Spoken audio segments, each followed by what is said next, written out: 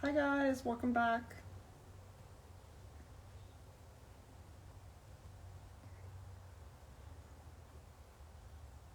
She must not be able to accept that. Write her whole name. Sydney. Oh, right there.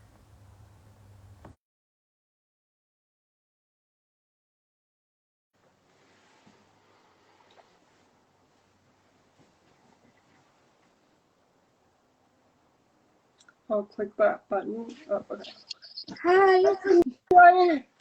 Sorry for the delay. No My, worries. my iPad and my phone were dead. My chargers were not working. Yeah, that's okay. I went outside. I was like, oh, I'm going to do outside. I couldn't see my iPad, so sorry about that. No worries. So I'll introduce myself and then you can introduce yourself.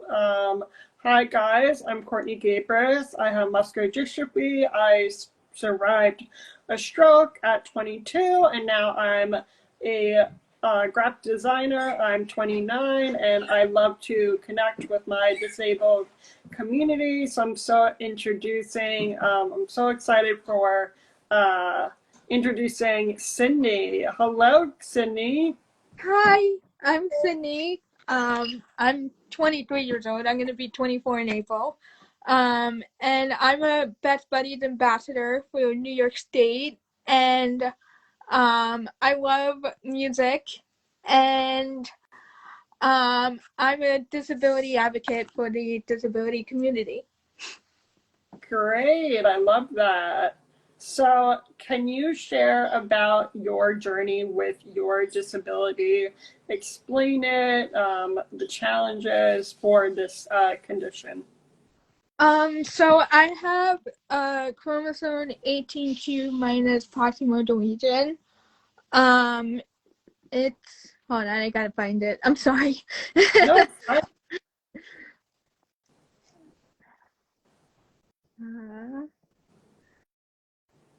um, so it's when the piece of the long arm, which is Q, of chromosome 18 is missing, and the proximal, the term proximal means that the missing piece occurred near the center of the chromosome. And there's chromosome 18q minus proximal deletion, and there's chromosome 18q minus distal, I think it is, deletion, and I was born with chromosome 18q minus proximal deletion. So I had, when I was 9 months old, I was sick with like a cold, and my face was like turning green and everything. And my parent took me to my pediatrician, and he said to my parents that there was nothing wrong with me. And we went to the emergency room because I was so sick, like with a cold and everything. And then the doctors at the ER was like, "There's nothing wrong with her. She's fine." And my mom insisted to the doctor to do like blood tests and stuff, and that's how they found out I had the chromosome disorder. And also when I was like, I think 9 months old, like I wasn't reaching milestones as much as babies that don't have disabilities do, like walk, talk, and crawl and everything. So there was like early signs of it, and I also had developmental delays okay. like that. And then so the doctor took the blood, and they said that's how I was diagnosed with it. And then the doctor said that I wouldn't be able to walk or talk at all, and I'm talking and walking. Wow. So, yeah. Wow. At 4 years old, I with the help of my mom's best friend, who's a speech pathologist, helped me talk and everything, and I started walking and talking. Wow. So Yeah. you did PT, OT, and physical therapy? And speech. Yeah. Oh, wow. Until when? Well, I took speech, and when I was, I think, probably 2, and then at 3 in, I think, in preschool to like high school. Well, preschool to middle school, I took speech, and then preschool to high school, I took OT and PT. Okay, yeah, me too. Yeah. I did PT and OT all in through in college, and then it cuts off. Yeah, that was the time. So, Yeah. did you go to a regular school or the I can't think of the name in the Roslyn school? Well, I went to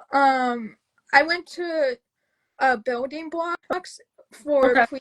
for like preschool, and then they told my parents that I couldn't really, because I wasn't walking or talking yet, so I couldn't really, like, they told me that they were trying too hard, and like they couldn't do anything for me. And then we went to a different school, which is the Opportunity Preschool in Hopog, Okay. and they helped me like talk and walk and everything also. And then I went to Half Hour Hills School District. So I went to 2 elementary schools. I went to Forest Park Elementary School, which is not an elementary school there anymore. And then I went to Otsego Elementary School. And then I was in blended classes in Yep, me too. elementary school. So Hmm. yeah, it was very helpful. Yeah. But and then middle school and high school, I was in self-contained classes. Okay. Did you like Yeah, that? I liked it a lot because there was like less kids. Yeah. Yeah, Yeah. I did like all special ed like classes, resource room. That was like my yeah. jam. Oh yeah. And I think resource room like really helped me like, in high school. It was like very very relaxing. It was. Yeah. So that's interesting that you did that. Um did you have like challenges in high school or like middle school because of like the kids and your disability? Well, in I think it was 10th grade, I took like English, and it was very, very hard because I can't really keep up with Mm-hmm. some of the stuff. So I failed English and science in 10th grade and 9th grade. So I was also doubting myself. So I had to be in life skill classes in like 11th grade, Mm-hmm. and senior year of high school. My mom had the IEP meeting because I had Yep. IEP Yep. in high school, Yep. and they said that I had almost enough credit. Like, I think I had like 2 or 3 more credits to graduate high school, Mm-hmm. and I stayed in high school for like 2 more years after 12th grade, Yep. and I took the English regents, and I passed it, and I got a diploma.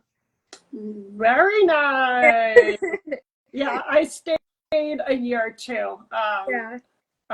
They call it like senior year. I don't know, but Wait, yeah. I think it was post grad. I was post grad for 2 years. Okay. Yeah. Um, so that's cool. So you got your diploma. Mhm. And did you go to college? What did you do after that? Well, I went to a program called the Bridge Program in the Bronx. Okay. They have like, it's like an independent living skills kind of Oh, cool. program, but it's at college. It's at the College of Mount St. Vincent in the Hmm. Bronx, and then stuff didn't work there really that much, so I went to a program in Rhinebeck called Ramapro for Children, the staff assistant program, Okay. and I stayed there for like a year. And I went to college at Dutchess Community College to do my early childhood education Oh, degree. cool. And then I came home like last August. So yeah. So you're doing that child education now? I'm not doing it now. I kind of took a break from Oh, college okay. because I'm working now. I'm working at Okay. a preschool, Cool. and I'm working at a cafe in Roslyn. Oh, I have to go. I'm so close to Roslyn. I live in Oyster Bay. So it's so close. Yeah, I live in Dick Hills. What coffee shop in Roslyn? It's the JCC in Roslyn. They have Oh, like a coffee. okay. They have Yep. a cafe for, and it people with disabilities only work there. It's really Really? nice. Yeah. Sorry about the ringing. It's my. Yeah, no worries. I hate. You know. You know. 6 o'clock. Oh, it's actually 4 o'clock. I don't know why they're ringing I the know. bells. That's like a Long Island thing. My friend was visiting. I went to college in Tampa, and the sirens were off, and she was like, "What the heck is that?" I'm like, "Oh, that's just like, 6 o'clock or noon." And she was like, "That is so weird, Courtney." I'm like, "Oh, it's normal for me." Yeah. So that's great that you did so many like activities after college, and so how did you get this job at the cafe in JCC? Well, I have a neighbor who actually works at the JCC, so she was talking to my mom about it, and then we went on a tour of it, and then they wanted to interview me, so they did, and then that's how I got the job. But I also did like 4 weeks of training Okay, for it, and I like it a lot. great. That's Yeah. awesome. And you do the Best Buddies also? Yeah, I'm a Best Buddies ambassador for New York State. I love it a lot because I could just be myself and I could like help people with disabilities and everything. And it's a really nice program. That's awesome. So how do you like mentor the kids? Do you like do like virtual like or like meeting them? Well, I actually co-ran a ambassador training for Pet Buddies, and it was really nice because I did a speech and I talked about like the speech and everything and how to like make a speech and like and sorry, I'm a little nervous. No, you're good. And I just like talked about how to write a speech, how to public speak. It's kind of like public speaking. I Yeah, taught them how to public speak. that's so cool.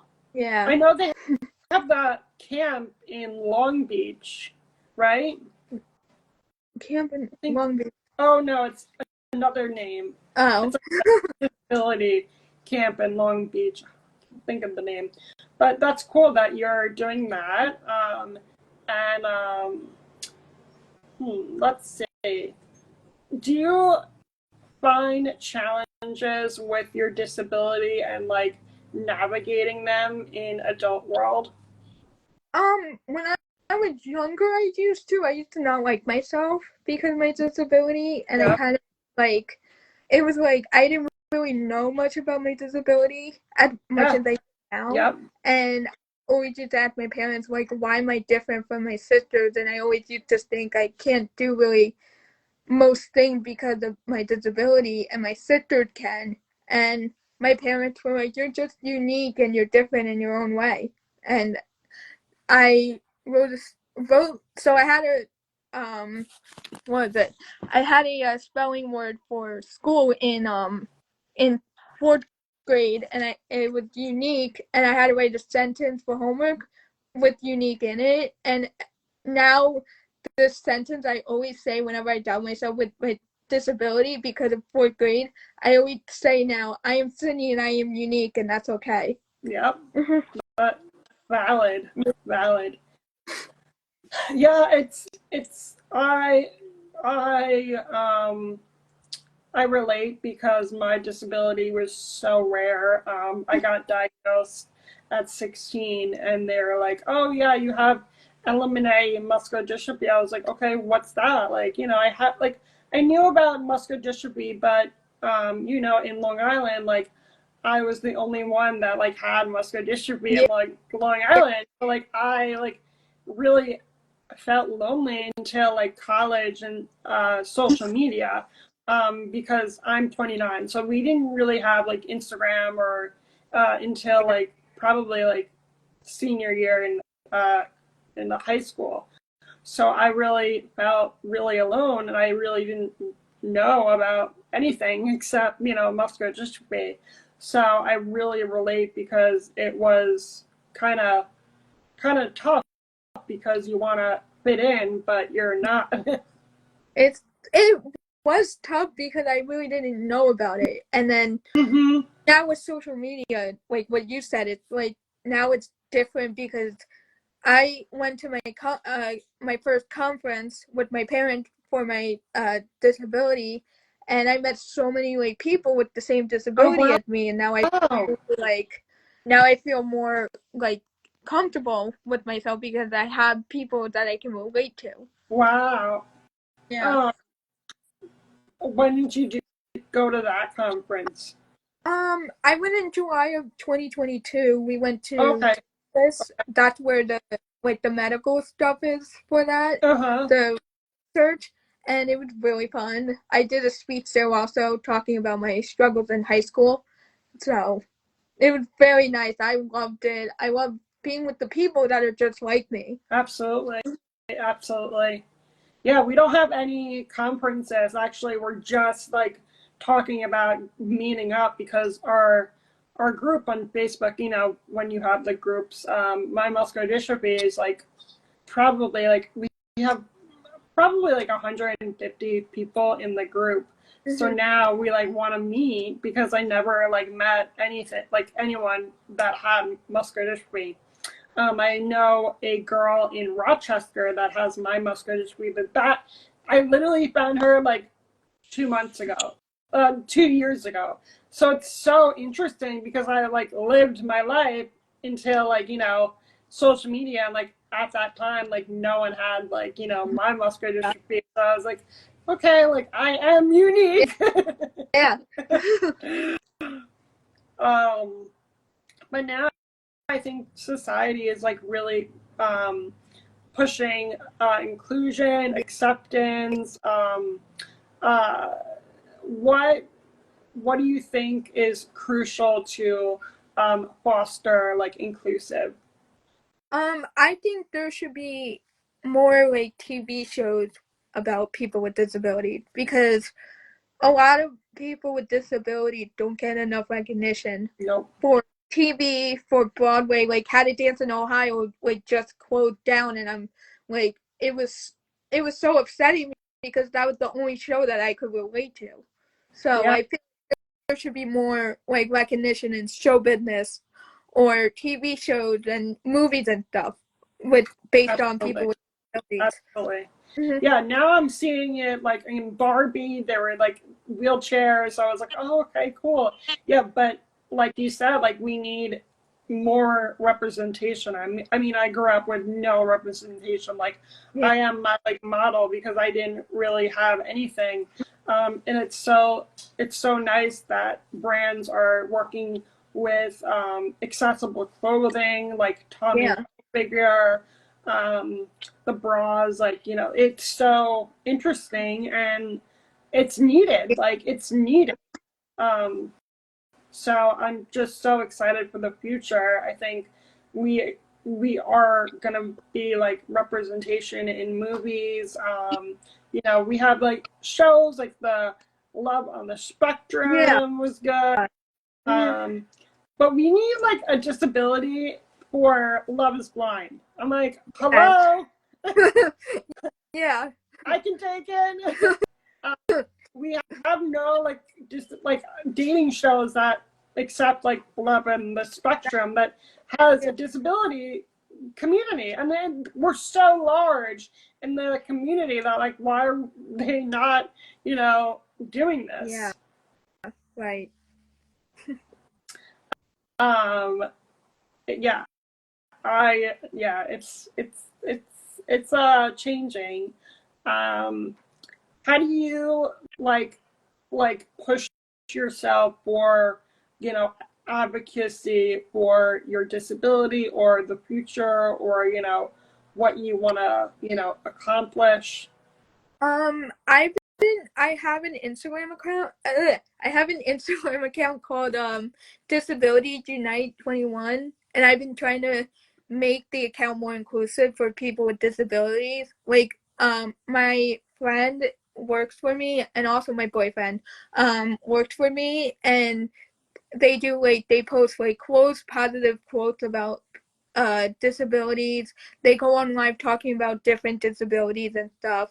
And I want more people to know about different disabilities and not just like the main one, like autism, because I feel like autism is more known, but not a lot of disabilities are known, like my chromosome disorder Yeah. and your disability too, and like other rare diseases, because my disorder, 1 in 55,000 babies are born with Yeah. it, so it's so rare. And I'm like, people need to know more about different disabilities and not just Yep. autism and Down syndrome. Yep. Yep. I totally agree. When did you start this account? I started it in May of 2021, and I just made it, and I'm like, it just came up. I'm like, how about we make a account for people with disability to make it more inclusive and like not have people feel isolated, Yep. and like not have people feel bad about themselves just because of their disability, like I did Right. when I was younger. Right. Yeah. Representation, more representation in, social media. We need it. Um, Yeah. yeah, that's so cool that you're doing this. Mm. You're so like busy with your cafe job. Oh yeah. So how did you meet your boyfriend? We met at the program I was at, Run Pro for Children. Okay. I went in the summer at first, and we just met there. And then I was at the bridge program, the the one before Round Pro, and then 4 months, well, 3 months later, 2 months later, I went back to Round Pro for year round, and they taught us like independent living skills, cooking skills, and cleaning, like how to clean your room and stuff.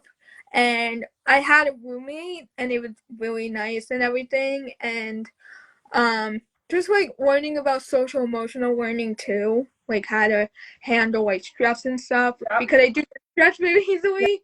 So it's Yep. kind of Yeah. like hard, like when you're working like two jobs and Yeah. doing all this like Zoom meetings and stuff. So yeah.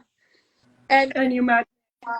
yeah, we started dating April 23rd in 2022. Okay. So yeah. Did you have like trouble like dating before your boyfriend? Um I didn't have trouble, but I had like a really toxic relationship I was in before my current boyfriend.